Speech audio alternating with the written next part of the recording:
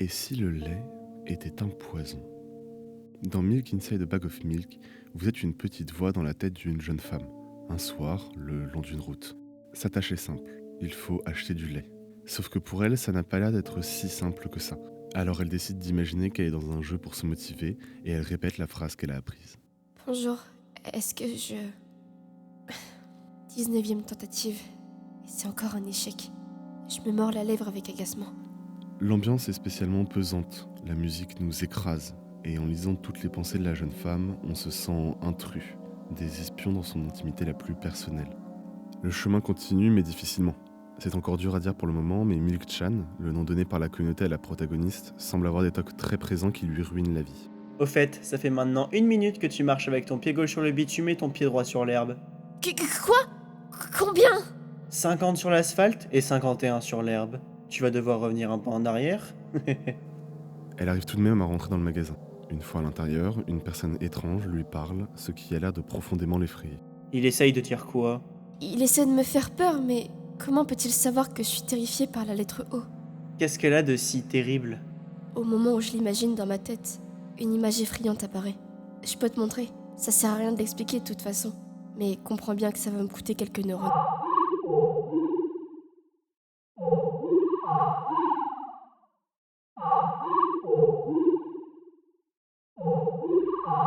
Ok, ça c'est perturbant. L'image s'impose à nous, sortie de nulle part et sans explication. Mais passons outre, j'imagine. Juste après, elle continue son chemin et trouve le rayon avec les briques de lait. Je soupire et je tends ma main pour prendre le lait. Ou plutôt, une brique de lait à l'intérieur. Ou plutôt, une brique de lait à l'intérieur d'une brique. Ou plutôt, une brique de lait à l'intérieur d'une brique de lait. Ou plutôt, une brique de lait à l'intérieur d'une brique de lait à l'intérieur Une d'une... fois la brique obtenue, elle paye et s'en va le plus vite possible du magasin. Sur le chemin du retour, on peut discuter avec elle alors qu'elle essaye de nous convaincre que la rue autour d'elle change pour l'aider. Quand je suis pressée, tous les feux de circulation s'éteignent pour m'aider. Quand j'ai envie de pleurer, un nuage apparaît pour faire tomber la pluie pour cacher mes larmes. Ça ne t'est jamais arrivé de te dire que tout ça, c'est dans ta tête? Tu sais quoi? Vu que je suis un personnage de visual novel, j'aimerais m'adresser à la personne qui est en train de lire ces lignes. Ça risque de nuire à ton rétablissement. Je m'en tape, tu comprends ça? Elle trouve un banc et commence à nous parler. Ce coup-ci à nous les joueurs, et non pas au travers des choix. Elle commence à se confier à nous et son histoire est tragique. Plus jeune, son père s'est donné la mort en se jetant par une fenêtre. Elle l'a vu, étendu sur le bitume, ou tout du moins ce qu'il restait de lui après la chute. Et après ça, un grand vide. Depuis, elle a dû prendre des médicaments pour soigner des maladies qu'elle refuse de nous confier, mais qu'on devine déjà en jouant. J'ai essayé tellement de médicaments que je ne sens pratiquement plus aucune différence entre eux. Du moment qu'ils m'aident à tenir debout, ça me va. Mais tu sais quoi? Aujourd'hui est un jour spécial. Parce que je tais-toi. J'ai tellement de choses à te dire, tu peux pas imaginer. C'était très mal poli de ta part. Tu devrais rentrer chez toi. Elle reprend alors sa route, profite une dernière fois du silence offert par les médicaments qui s'estompent, et rentre chez elle.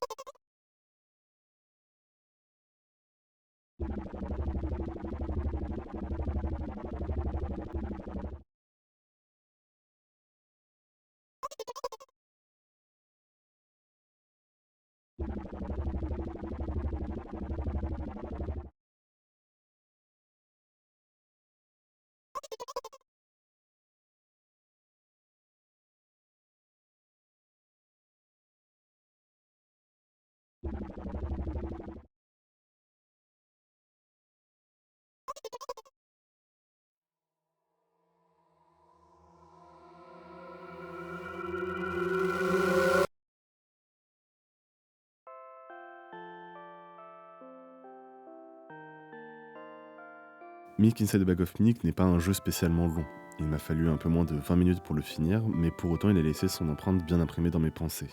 Il a évoqué beaucoup d'éléments que j'ai reconnus, que je vis et c'est bête à dire, ça m'a touché. Mais j'y reviendrai une fois qu'on aura traité le deuxième jeu.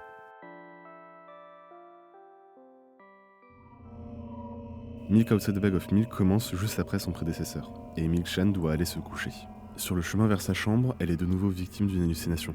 et elle cède à une crise de panique où le monstre qui lui parlait la dernière fois et qui représente sa mère réussit à la rattraper et la fait jurer de ne plus jamais boire de lait. Une fois sauvée dans sa chambre, elle se prépare et vient l'étape de prendre son traitement. La demi-heure suivante continue ainsi.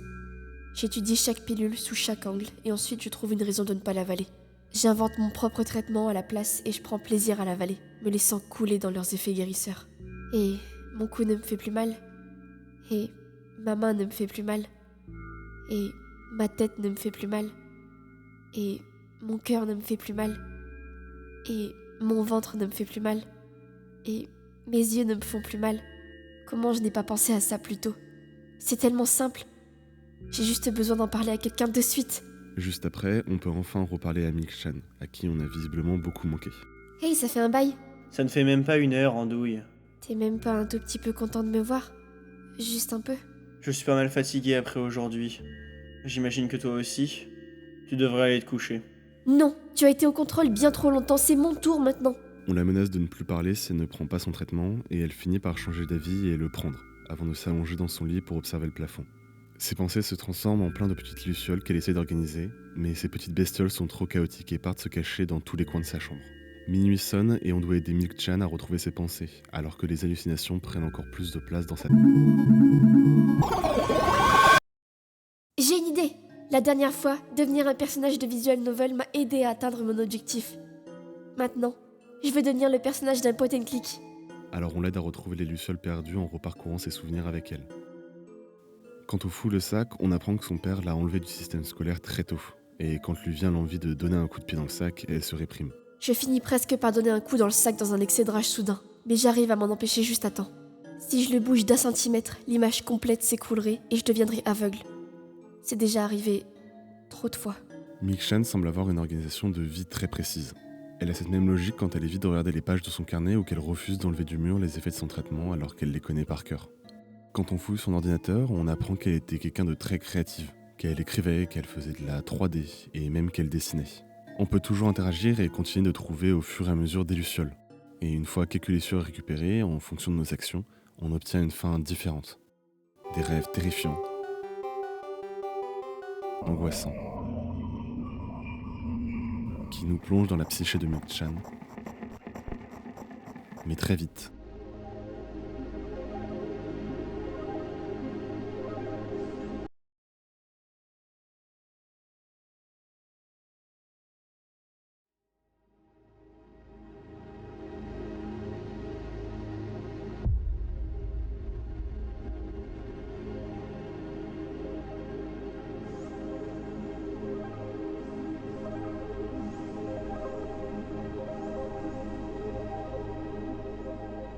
Je suis allé plus vite sur le deuxième jeu car il était plus dense, mais je trouvais inutile de tout résumer. Le deuxième jeu ajoute bien plus d'éléments de narration, une ambiance bien plus forte et plusieurs fins. Mais j'ai du mal à savoir lequel des deux je préfère. Le premier Milk était une expérience courte et forte, sortie de nulle part, prise dans un vide, et qui m'a très vite touché, avec lequel j'ai très vite ressenti une connexion. Les jeux m'ont parlé car ils traitent des thématiques qui me sont proches. La vie après un traumatisme, les maladies mentales, les familles compliquées, mais toutes ces thématiques, je les retrouve déjà dans des œuvres comme Petscop, 3D Worker Island et plein d'autres. Mais là où Milk Inside a Bag of Milk a réussi à me frapper fort, c'est avec cette scène. Au fait, ça fait maintenant 1 minute que tu marches avec ton pied gauche sur le bitume et ton pied droit sur l'herbe. Quand j'ai lu cette scène, j'ai eu un moment de recul. Quand je marche dans la rue, j'ai depuis toujours l'habitude d'éviter toutes les craquelures de la route, de ne marcher que sur la partie planche du passage piéton, etc. Je suis sûr que vous aussi, vous devez avoir ce genre de petits tics, de petites habitudes profondément ancrées en vous que même à l'âge adulte, vous n'arrivez pas à enlever. Et Milk Inside et Milk Outside sont deux jeux qui réussissent quelque chose de très compliqué, montrer le quotidien d'une personne avec des maladies mentales dans sa dimension la plus réelle. Les gens atteints de troubles ne sont pas des psychopathes comme dans Split ou dans d'autres œuvres. La plupart du temps, ce sont des gens en détresse, qui ont des TOC, des besoins particuliers, des organisations de vie très spécifiques et surtout des gens souvent seuls devant leur maladie et en souffrance. Nikita Kryukov, le développeur des deux jeux, a réussi à montrer la réalité loin des fantasmes de la maladie, dans sa dimension la plus réelle. Milk-chan est plus que clairement victime de syndrome post-traumatique, de schizophrénie et a une organisation de vie très précise et complexe. Elle est incapable de bouger un seul objet dans sa chambre de peur de perdre tout repère. Elle s'imagine être l'héroïne d'un jeu pour se donner de la force, pour se motiver à sortir acheter du lait, à retomber dans des souvenirs, alors que tout ça lui coûte beaucoup, et on le ressent. Et on voit cette détresse dans la cinématique d'introduction du deuxième jeu. On observe les événements du premier jeu, mais d'un point de vue externe, et la détresse de Ming-Shan est clairement visible. Et c'est ça qui m'a fait rapidement connecter avec ces deux jeux.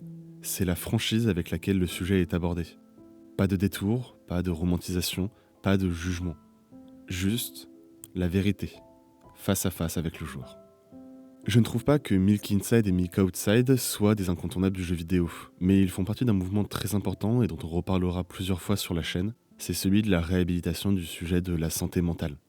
Aujourd'hui, on entend beaucoup plus de gens parler librement de leur autisme, de leur dépression, de leur stress ou tout ce qui tombe autour de la neuroatypie. C'est un phénomène en marche et qui n'est pas prêt de s'arrêter.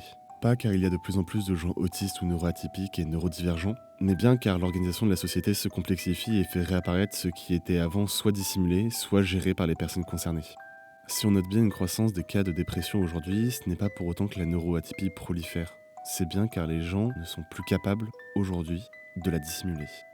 Et dans le milieu artistique, que ce soit avec Arcane, Petscope, Gris, You Will Not Remain, Céleste, Off et tant d'autres œuvres que je porte fortement dans mon cœur, le médium de la narration est un moyen de parler sans filtre, d'éduquer et de sensibiliser.